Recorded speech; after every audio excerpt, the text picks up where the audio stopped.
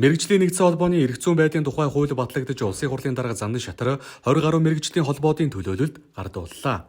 Хуулийн хүрээнд мэргэжлийн холбоод нэгдэж төрөх хувийн хөвшилтэд хамтарч ажиллах эрх зүйн орчин бүрдэх юм. Тус хуулийг улсын хурлын гишүүн захим хөгжил харилцаа холбооны сайд учрал 2019 онд санаачлан улсын хурлын даргад өргөн мэдүүлсэн юм а. Тэгэхээр мэргэжлийн нэгдсэн холбоо нэмэгдсэн үртгийн албан татвар хуулийн заасан эдийн засгийн салбарын англи бүрээр нэг мэргэжлийн нэгдсэн холбоо байгуулагдана. Үүнийг нь улсын дээжүүд бүртгэх нь одооны мэргэжлийн холбоод үйл ажиллагаа явуулж иж болно. Тэгэхээр салбар болгон байгуулсан тухайн мэргэжлийн холбоо жишээ төрийн зарим чигээр тусгай зөвшөөрлийг олгох.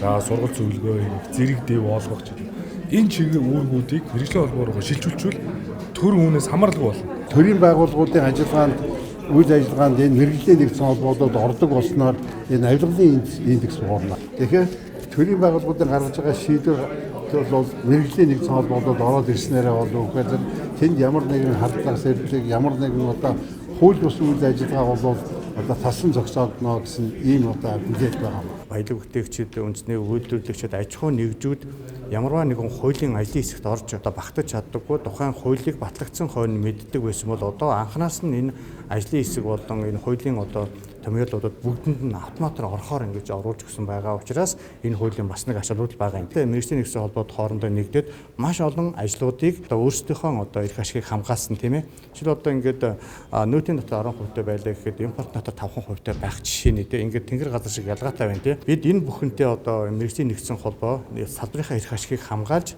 төр засгтайгаа хамтарч ажиллах албан ёсны хууль эрх зүйн агцтай болж байгаа нь аюул том ач холбогдол. Тус хуулийн төслийг 5 жилийн дараа ийхүү улсын хурлын гишүүн ёс зүй сахилах хариуцлагын байнгын хорооны дарга Батөмөр ахалж ажлын хэсэгт улсын хурлын гишүүн мөнгө хөргөл улсын хурлын гишүүн инк болд ерөнхийлөгчийн үйлдвэр үйлчилгээний бодлогын зөвлөх даваа баяр болон салбарын холбоод төрийн бус байгууллагуудын төлөөлөл ажиллаж энэ оны 4-р сарын 19-нд эцэслэн баталсан. Тэгэхээр өмнө нь бол төрийн бус байгууллагын хууль бол зөвхөн бүртгэлийн хэв шинжтэй байсан бол одоо бол эдийн засгийн уялдаа холбоотой сангийн яамын нөөтийн бодлоготой уялдаатай болж байгаагаар их ач холбогдолтой. Монгол улсын аж үйлдвэрийн салбарыг хүнд аж үйлдвэрийн салбарыг хөгжүүлж эх орондоо монгол залуучуудыг ажиллаж амьдрах энэ таатай орчныг бүрдүүлэх хуулийн эхлэл тавигдж байгаа. Энэ төрлийн бус байгууллагуудыг чадварч цаашдаа төртөө яг тухайн салбарын мэргэжлийн хүмүүс нь мэргэжлийн талаас нь ажилдаг энэ байгууллагууд энэ уйлчлагдсанараа энэ боломжийг